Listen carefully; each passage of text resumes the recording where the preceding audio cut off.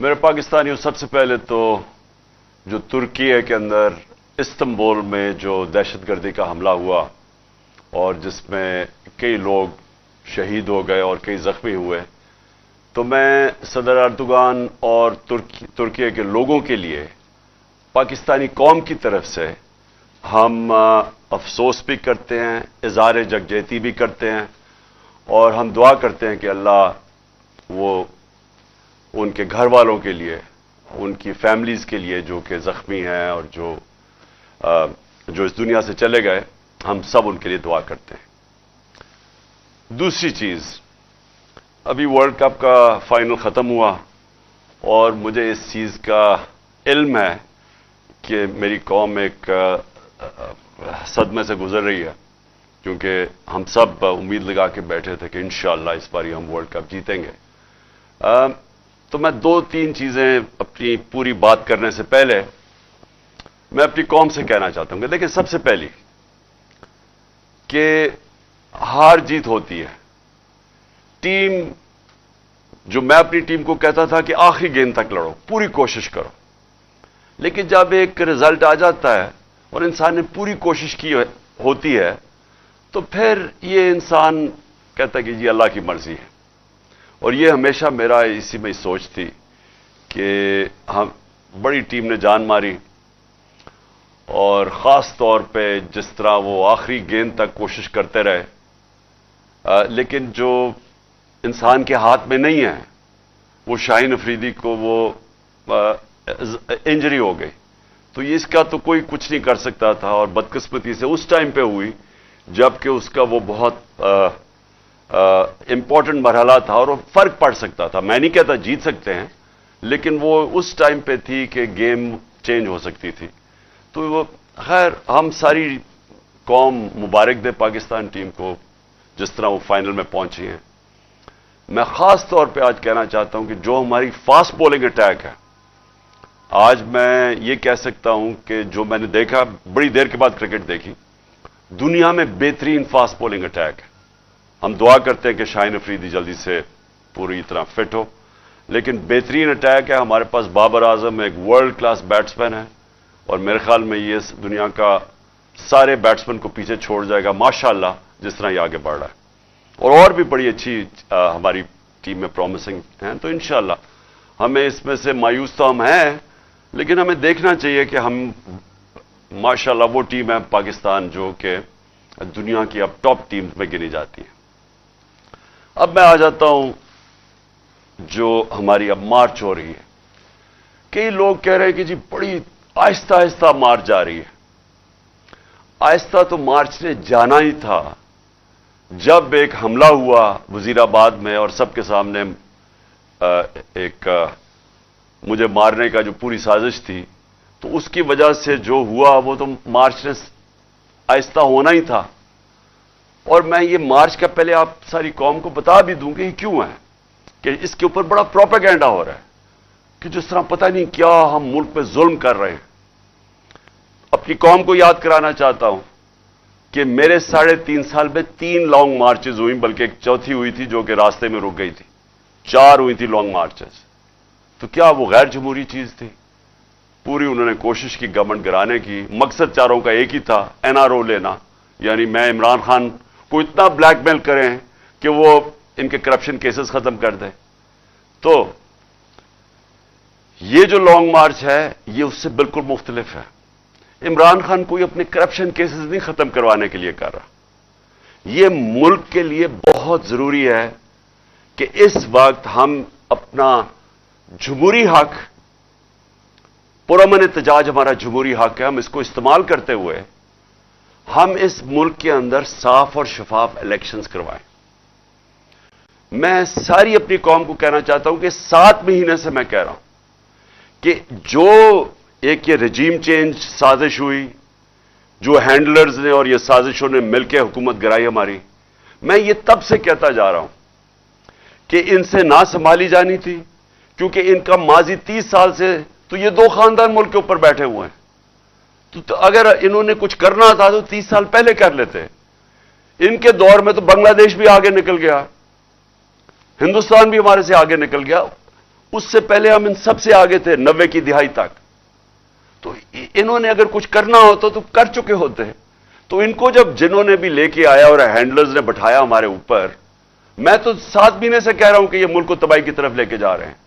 मैंने माइशत के ऊपर बताया कि इनसे नहीं संभाली जाएगी, क्योंकि जो माइशत छोड़ के गए थे वो तो पाकिस्तान को दिवालिया निकाल के गए थे 2018 में।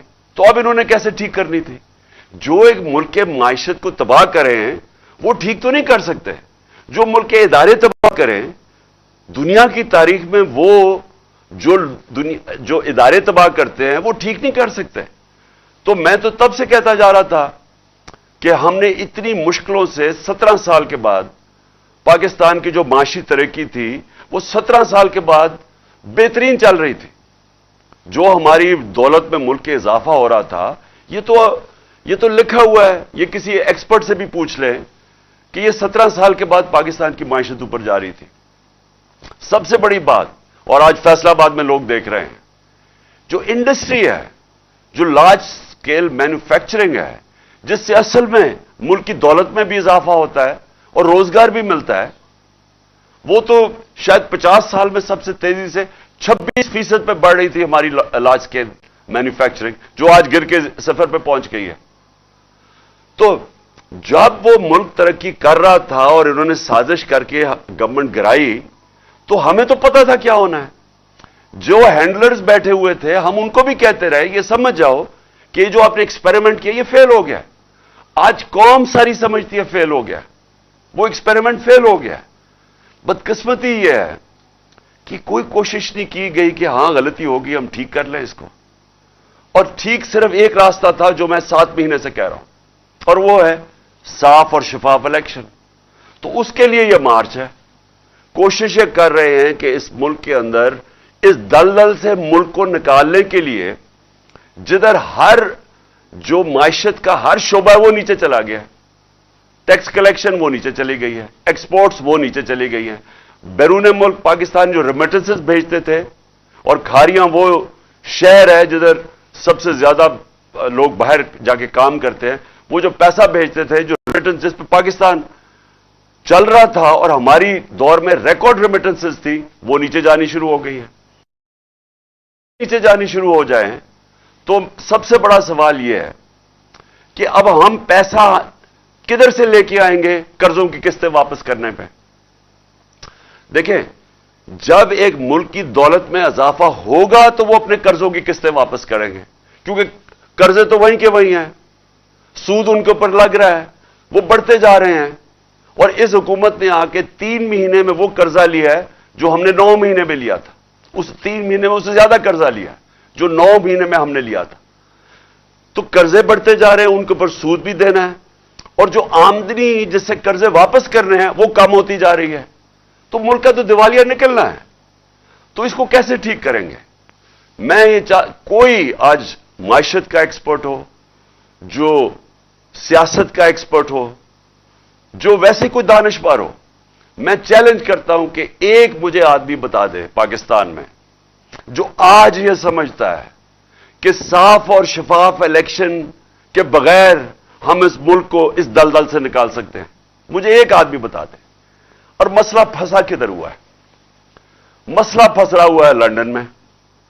लंदन में क्या मसला फंसा हुआ है कि जो लंदन में मफरूर जो सुप्रीम कोर्ट की जेआईटी के बाद 2-2.5 साल के बाद कन्विक्ट हुआ है, सजा याफ्ता है, झूठ बोल के जो बाहर भागा हुआ है, लंदन में बैठा हुआ है, अब वो फैसला कर रहा है।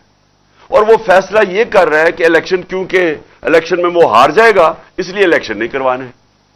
वो अपनी जात के लिए, अपनी करप्शन बचाने के लिए मेरे से डर के, उसे पता है क्योंकि इलेक्शन में हारना है, लिहाजा वो सारा मुल्क, आज हमारा सारा मुल्क के तबाह कर रहा है, तबाही की तरफ धकेल रहा है अपने आप को बचाने के लिए। उसका सारा पैसा बाहर पड़ा है, यानी जो पैसा पाकिस्तान में वो कुछ नहीं, जो उसका पैसा बाहर पड़ा हुआ है। इन्होंने 30 साल पैसा चोरी करके मुल्क से बाहर लेके गए। ये जो हुदैबा पेपर मिल के अंदर जो इनके मुंशी और ये जो मौजूदा फॉरेन मिनिस्टर है, اس نے 164 کا بیان دیا ہوا ہے عدالت میں جا کے کہ میں نواز شریف کا چوری کا پیسہ ملک سے باہر بھجواتا تھا. وہ قاضی فیملی جدھر لندن میں بیٹھی تھی الفرڈ میں، ان کے بینک اکاؤنٹس دکھائے ہوئے ہیں اس نے کہ کن بینکوں میں پیسہ بھیجتا تھا، چوری کا پیسہ.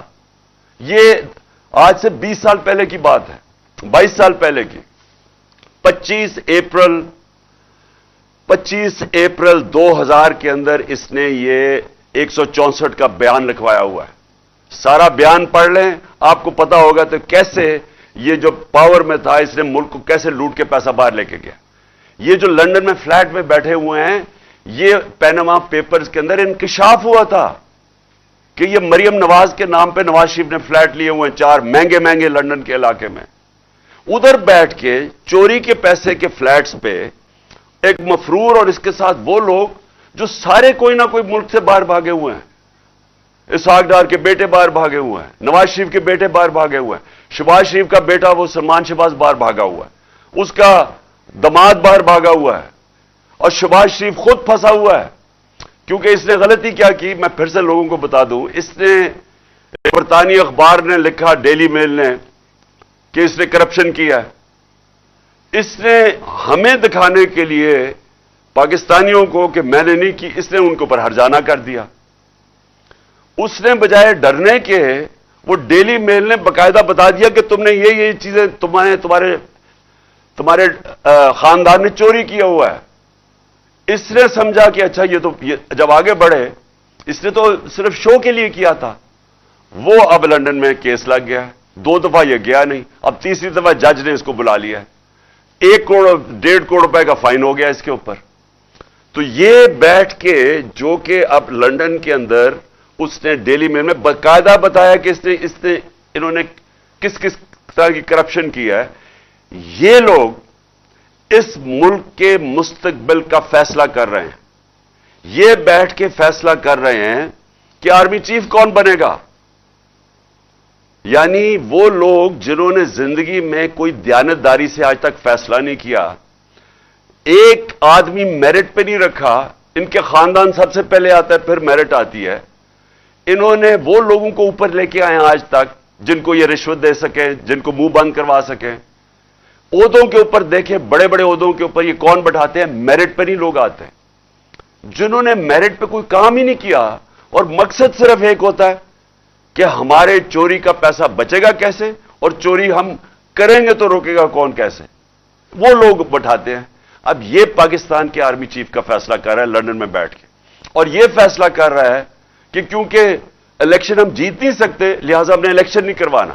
باہر میں جائے پاکستان، ملک کی معیشت نیچے جائے، جو بھی ملک ہو جائے، ان کو کوئی فرق نہیں ہے کیونکہ لندن میں بیٹھا ہوا ہے، پیسے اس کے لندن میں ہیں. جب مشکل پڑتی ہے لندن بھاگ جاتا ہے، ساری فیملی لندن بھاگ جاتی ہے. ان کے لیے سب سے بڑا عذاب ہوتا ہے کہ ہمیں ای سی ایل پہ ڈال دیا. میں ان کو کہتا ہوں کہ مجھے ای سی ایل پہ ڈالو. مجھے کیوں نہیں ای سی ایل پہ ڈال؟ کیونکہ میں نے باہر جانا ہی نہیں ہے، میرے باہر پراپرٹیز نہیں ہے، میری کوئی باہر بینک اکاؤنٹس نہیں ہے، مجھے کیا فرق پڑتا ہے ای سی ایل میں ڈال. ان کے لیے عذاب ہو جاتا ہے. شاپنگ ادھر کرنی ہے، علاج ادھر کرنی ہے، عیدیں ادھر بنانی ہے، اور بزنسز ادھر کرنی ہے، انویسٹ ادھر کرنا ہے، اور ادھر پاکستانیوں کہہ رہے ہیں کہ پاکستان پیسہ بھیجو، اپنا سارا پیسہ باہر رکھا ہوا ہے. تو یہ سب سے پہلے لانگ مارچ کا یہ بھی مقصد ہے کہ قوم کو ہم جگائیں کہ ہو کیا رہا ہے ہماری قوم کے ساتھ. دیکھیں، ملک سمجھ جائیں، یہ پاکستان ملک 22 کروڑ کا ہے. اس کی 68% آبادی 28 سال کی عمر سے کم ہے.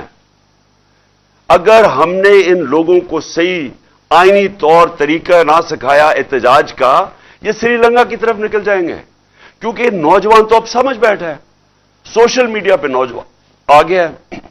جتنا مرضی آپ میڈیا بند کریں، جتنے مرضی پابندی لگائیں، جتنا مرضی ڈرائیں ان صحافیوں کو، سوشل میڈیا تو چل رہا ہے اور نوجوان سارا سوشل میڈیا پہ ہے اور ان میں شعور آ چکا ہے اور وہ دیکھ رہے ہیں تماشا کیا ہو رہا ہے پاکستان سے.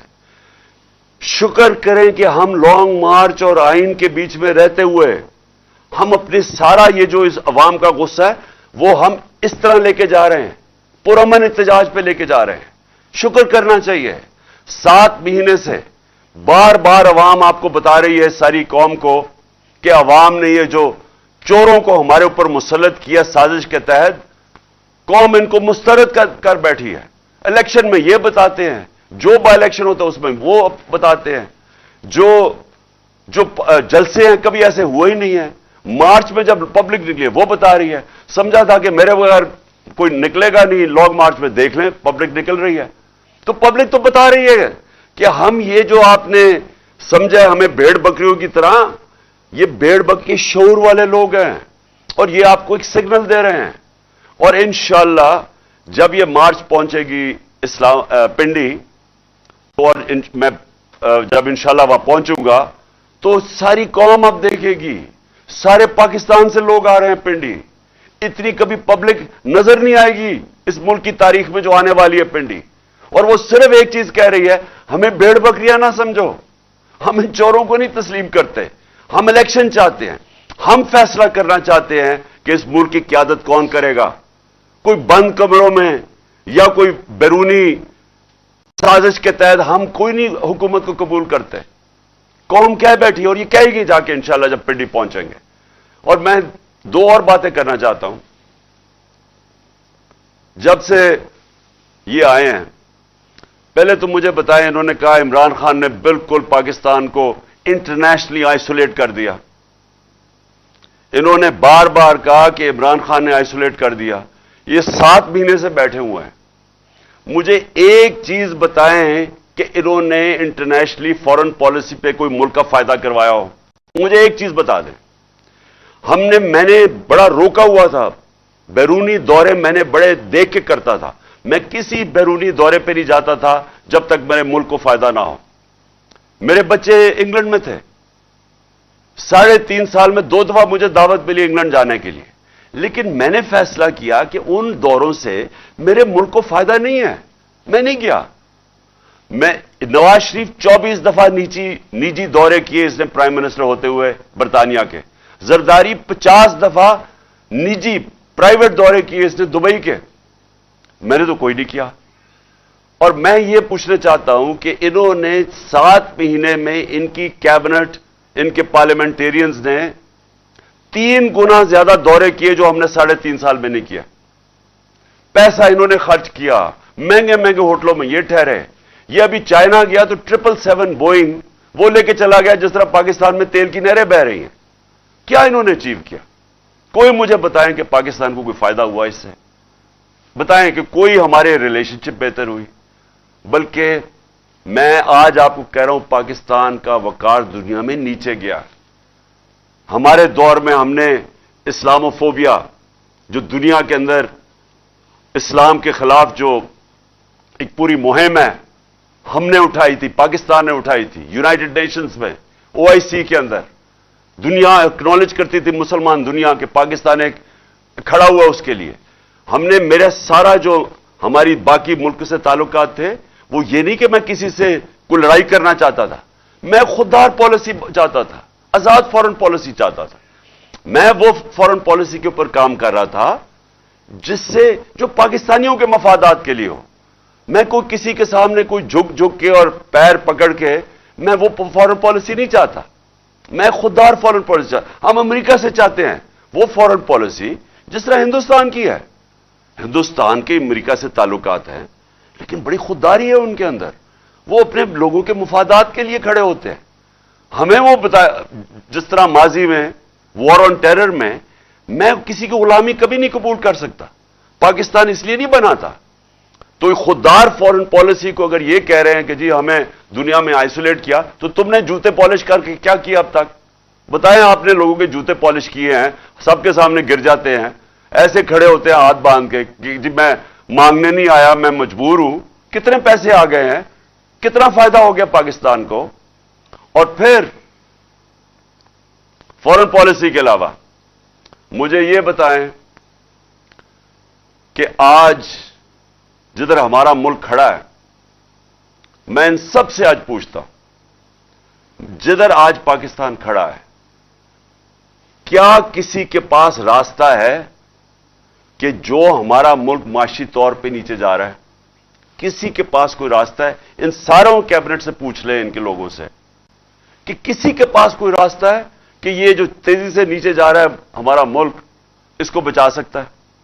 ہمارے جو بزنس کمیونٹی ہے، 88% بزنس مین نے کہا ہے کہ ہمیں پاکستان غلط راستے پہ جا رہا ہے. یعنی بزنس کمیونٹی کا ان کا کوئی ان کے اعتماد نہیں ہے حکومت کے اوپر. یہی فیصلہ آباد تھا جب ہم آئے تھے 2018 میں. فیصلہ آباد کے آج اگر لوگ دیکھ رہے ہوں تو فیصلہ آباد کے اندر جو ٹیکسٹائل انڈسٹری تھی وہ اپنی مشینیں بیچ رہے تھے، ٹیکسٹائل انڈسٹری کو ریل اسٹیٹ میں کنورٹ کر رہے تھے. ہمارے یہ آج سے 7-8 مہینے پہلے فیصلہ آباد کے لوگوں سے پوچھے، مجھے جو ٹیکسٹائل کے کارخانے کے جو مالک تھے مجھے کہتے ہیں ہمیں مزدور نہیں مل رہا ہے ٹیکسٹائل انڈسٹری کے لیے.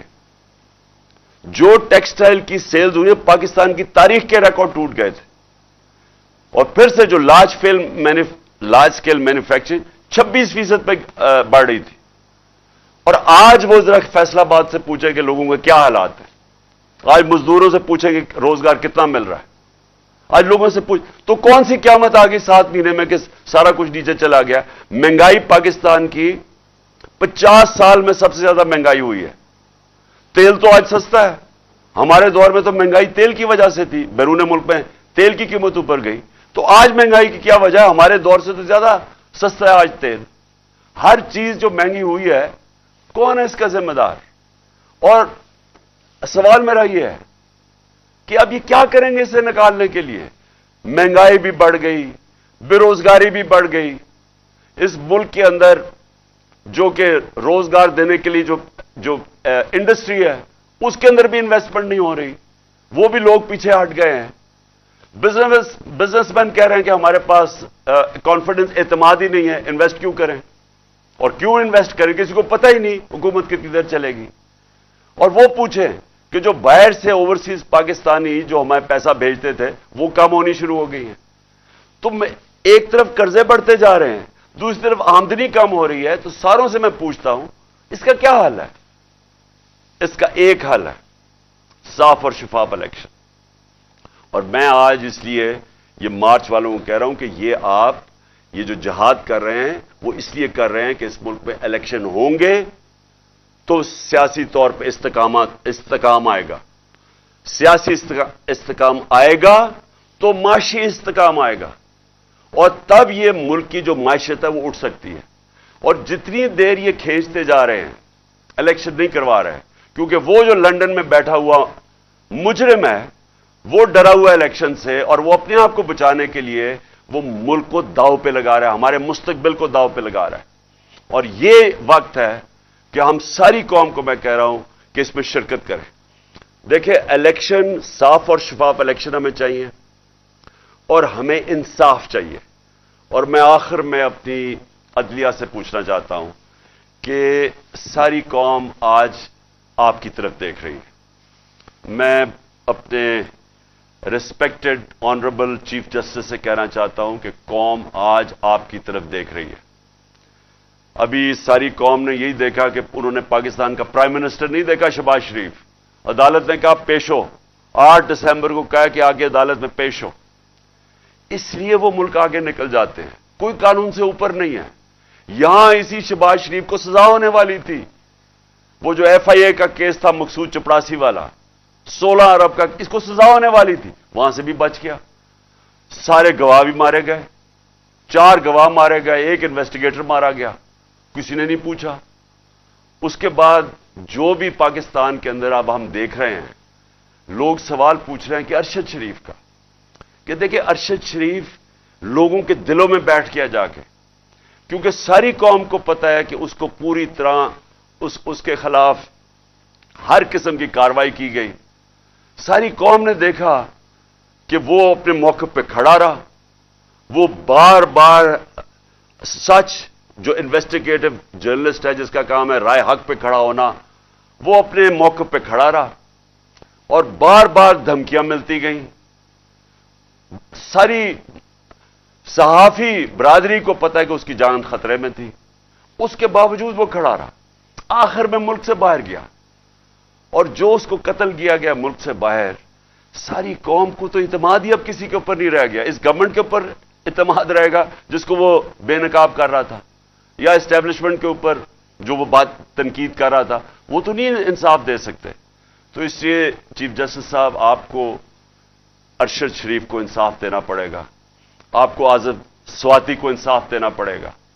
جو اعظم سواتی سے ہوا، ایک تو اس عمر کے آدمی کو ننگا کر کے تشدد کرنا، اس کو اس کے پوتے اور پوتیوں کے سامنے مارنا، اور اس کے بعد جو ویڈیو نکالی اور اس کی بیوی کو جو تہجد گزار، یہ اس کے بعد اگر اس ملک کے اندر ایک سینیٹر کو اس سے اتنا ظلم ہو اور انصاف نہ مل سکے، تو اس سارے عوام تو پہلے ہی سمجھتی ہے کہ اس طاقتور کے لیے ایک قانون اور دوسرے کے لیے کمزور کے لیے دوسرا.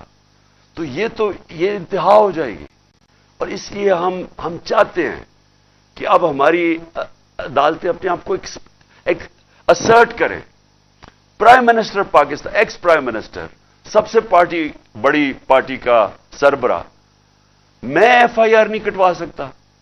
میرا حق ہے کہ میں فرسٹ انفارمیشن رپورٹ میں دوں، اس کے بعد انویسٹیگیشن ہو، اور وہ بھی آپ کے نیچے، اور پھر فیصلہ کرے کہ ہاں جو میں نے 3 نام لیے ہیں وہ ٹھیک ہے یا غلط ہے. لیکن میں ایف آئی آر نہیں لکھوا سکتا. اس سے زیادہ بڑا ظلم کیا ہو سکتا ہے؟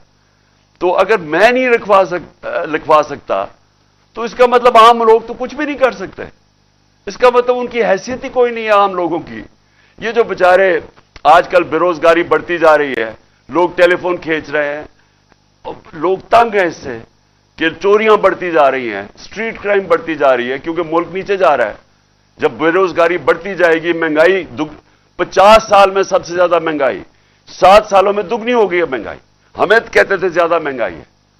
تو جب مہنگائی بھی بڑھ رہی ہے، بے روزگاری بھی بڑھ رہی ہے، تو عام آدمی جب چوری کرے تو وہ جیل میں، اور جو سب سے طاقتور ڈاکو جو اربوں روپیہ چوری کر کے باہر لے کے جاتے ہیں، وہ این آر او لے لیں. یہ قوم اس وقت آپ کی طرف دیکھ رہی ہے. کیس لگا ہوا ہے میرا عدالت کے اندر کہ یہ جو این آر او انہوں نے لیا ہے نیب امینڈمنٹس کے تحت، یہ تو دنیا میں کہیں کچھ سوچ نہیں سکتا کہ آپ اپنے قانون پاس کریں اور خود ہی اپنے آپ کو بچا لیں اس سے. تو اس لیے آخر میں اپنی سپریم کورٹ کے چیف جسٹس سے بڑے ریسپیکٹفلی اپنی قوم کی طرف سے آپ سے ریکویسٹ کرتا ہوں کہ یہ ٹائم ہے کہ پاکستان کی عدلیہ اب عوام کے ساتھ کھڑی ہو. یہ جو طاقتور اس ملک میں قانون کے اوپر ہیں، آپ ان کو قانون کے نیچے لے کے آئیں اور اس ملک کو حقیقی طور پہ آزاد کریں. پاکستان زندہ باد.